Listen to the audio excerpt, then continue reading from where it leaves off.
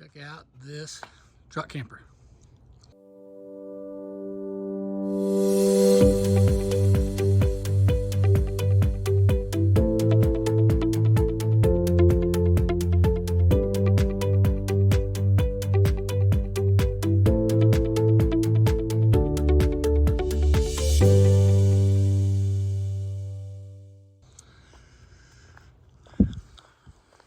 So we worked on this a couple of times. We did a lithium conversion and started as Victron conversions.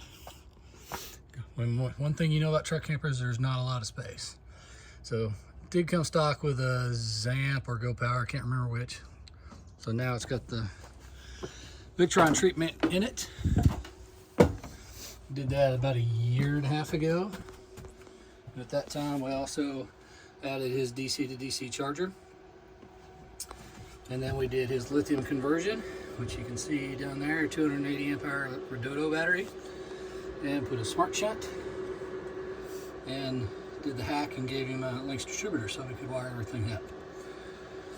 So he called me the other day and said, hey, I want an inverter. Not a lot of space. Trying to put it in that space right there, which the inverter ended up not fitting there. And he wanted to be able to power more than one circuit. So we came up with a solution, and with the space available, we were able to actually make it fit. So we got the 2000 watt rich solar inverter. Now this does have pass-through, so that would have powered one circuit easy. However, it wasn't actually going to be able to power multiple circuits the way that he wanted to. So we obviously couldn't fit it there. It was too long. So we actually built a shelf that goes over that battery, which doubles as a way to hold it in place. Got some ventilation holes cut behind there, so the fan is actually blowing that way and ventilating it as needed. And then we added a transfer switch. So instead of a generator going into the transfer switch, this is kind of the generator. Goes in and then powers the entire breaker box. Still has his shore power.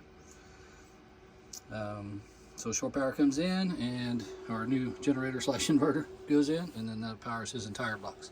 So now he can run his microwave and his 2 outlets, maybe adding a couple later.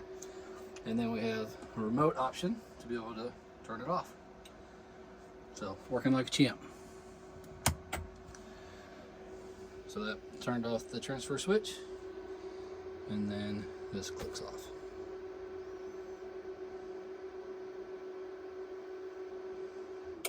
So a short one today, but the main reason I wanted to make this video is to, do a good survey of the space available. Where are you going to put everything? Because you want to put the battery as close as possible to the inverter, minimize that voltage drop. We thought about putting it over here in the closet, but the cables would have been way too long. Could have moved the battery and all this stuff over there.